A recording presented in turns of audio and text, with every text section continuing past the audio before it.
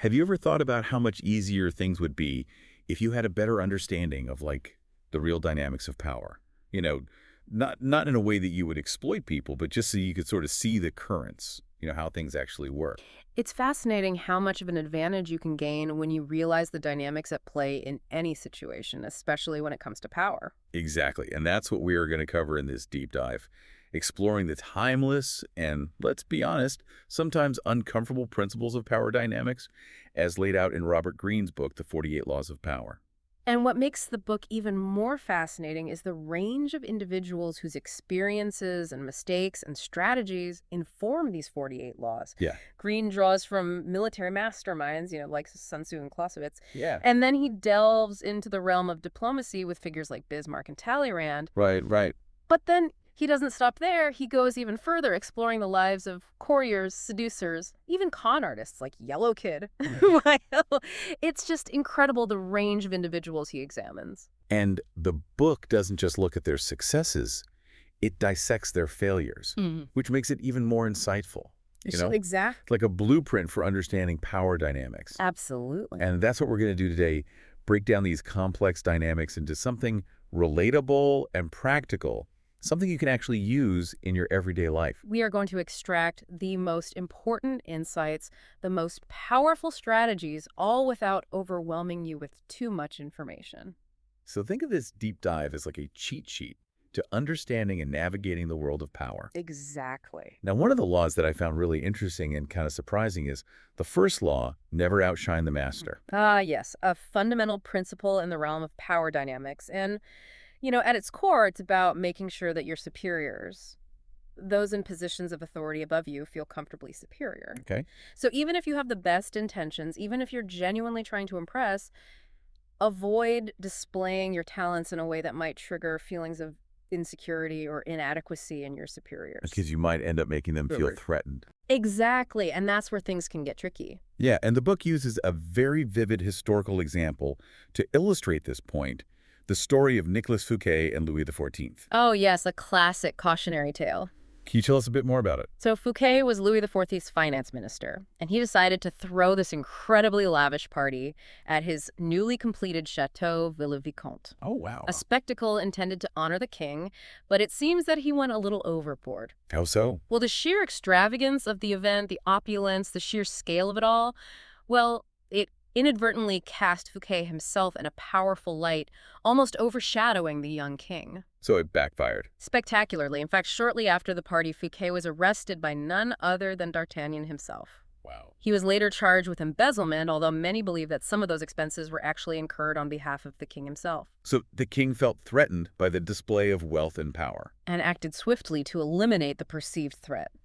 So what happened to Fouquet? He was imprisoned and spent the last 20 years of his life in solitary confinement. That's a pretty steep price to pay for a party. A stark reminder of the importance of understanding power dynamics and how easily they can be disrupted. And what about the king? What did he do? Well, Louis XIV was not one to be outdone. He went on to build the Palace of Versailles, Yeah. a palace so grand, so magnificent that it would dwarf anything Fouquet had ever conceived. Wow.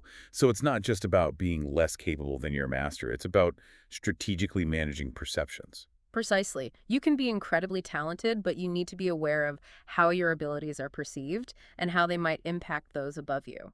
It's about channeling your talents in a way that benefits your superior's ego while subtly advancing your own position. Exactly, a delicate balancing act. So who did Louis XIV appoint as Fouquet's successor? Well, he chose Jean-Baptiste Colbert, who took a drastically different approach. Really? He was known for frugality and his rather uninspired gatherings, a stark contrast to Fouquet's extravagance. And interestingly enough, he even employed some of the same architects and designers who had worked on Vaux-le-Vicomte.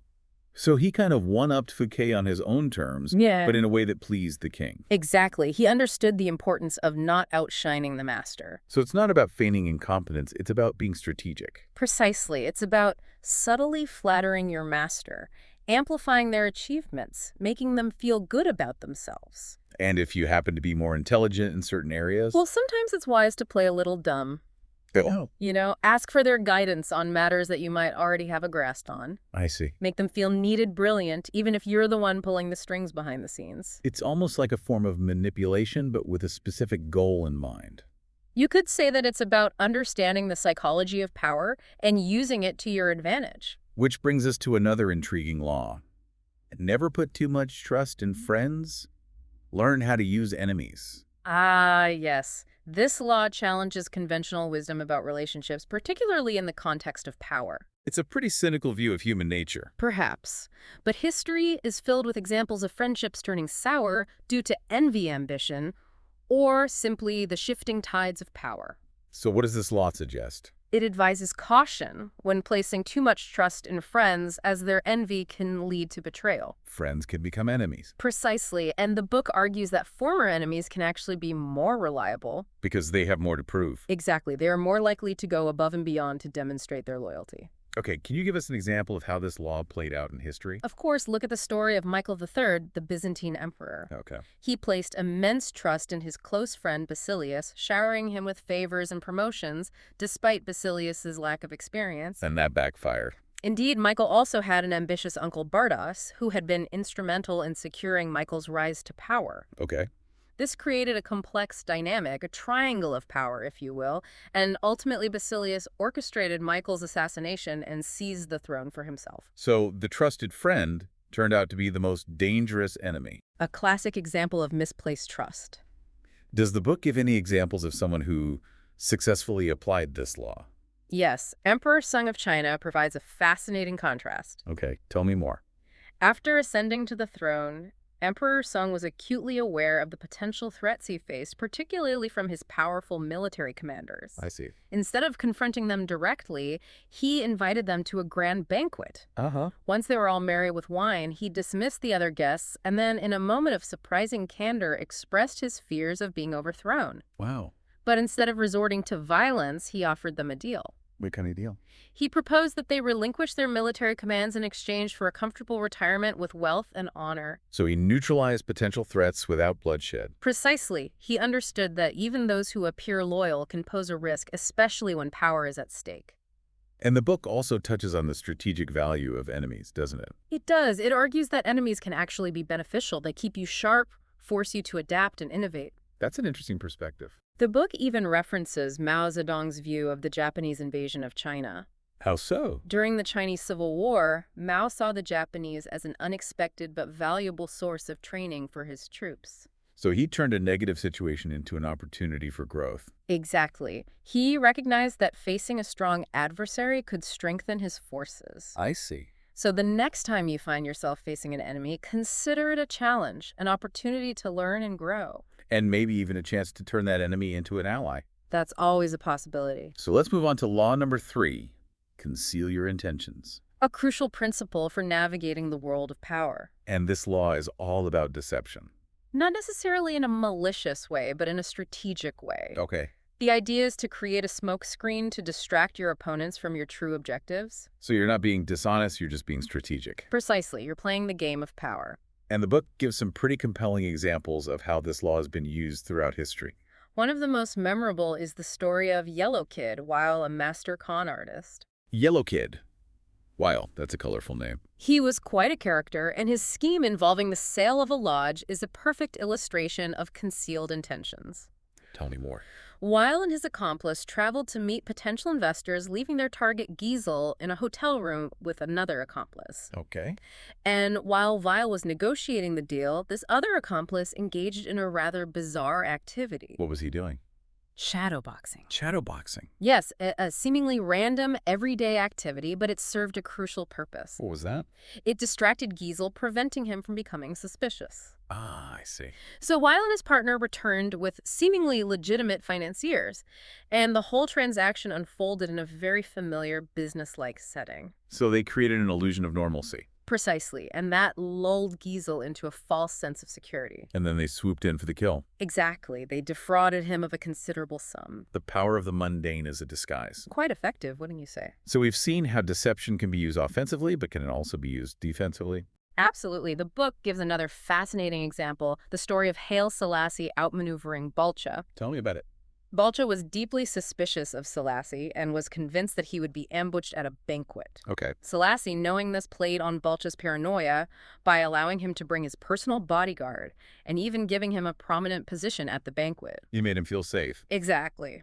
But while Balcha was enjoying the feast, Selassie's forces were disarming Balcha's troops miles away. Wow, a brilliant double bluff. Selassie used Balcha's anticipated suspicion as a diversion to mask his true intentions. It's like a chess game. You could say that the best deceivers are often masters of strategy. They anticipate their opponent's moves and counter them. Precisely, they control the narrative. So moving on to law number 4. Always say less than necessary. This law emphasizes the power of restraint in communication. Silence can be a powerful weapon. Indeed, the book argues that by saying less than required, you create an aura of authority and intrigue. And the book uses a tragic historical figure to illustrate this point. Coriolanus. Ah, yes. A Roman general known for his military prowess, but also for his blunt and arrogant manner of speaking. What happened to him? Well, his downfall came when he delivered a speech denouncing the common people and the very principles of democracy. Not a smart move. His words alienated the very people he needed to support him and ultimately led to his exile. A classic example of how words can be your undoing. And the book contrasts Coriolanus with another figure, P.T. Barnum. Ah, the master showman. Precisely, Barnum understood the art of creating a spectacle, and he was a master of manipulating public perception. He knew how to generate buzz. Exactly, and he wasn't afraid to embrace his reputation as a bit of a deceiver. So he used deception to his advantage. He understood that the public craves entertainment, even if it's a little bit fabricated. And he knew how to keep people talking. Which brings us to an important point about this law. It's not about being silent. It's about being strategic with your words. Choosing them carefully. Precisely. So let's skip ahead to law number 6. Seek attention at all cost. Because in the realm of power, visibility is key. It's about standing out from the crowd. Exactly. And the book uses P.T. Barnum, again, as an example of someone who understood this principle implicitly. Right. He knew that to succeed, he needed to create a spectacle, something that would capture the public's imagination. And he did that with his American Museum. A collection of curiosities and oddities that drew crowds from far and wide. So it's not just about being good at what you do, it's about making sure people know about it. Absolutely. You have to promote yourself. You have to make yourself visible. And the book also draws an interesting comparison between Thomas Edison and Nikola Tesla. Two brilliant inventors, but with very different approaches to fame and recognition. How so? Edison was a master of self-promotion. He knew how to court the media and generate buzz around his inventions. And Tesla? Tesla was more of a recluse, a brilliant mind, but not as skilled at playing the game of power. So Edison's name became synonymous with innovation, while Tesla's contributions were often overshadowed. Sadly. And what about those who are just starting out who don't have an established name yet? The book suggests a somewhat controversial tactic, attacking a prominent figure to gain attention by association.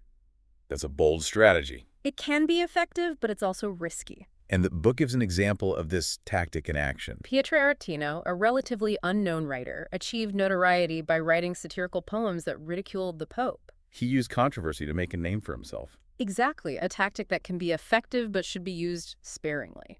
And who else used a carefully crafted persona to capture the public's attention?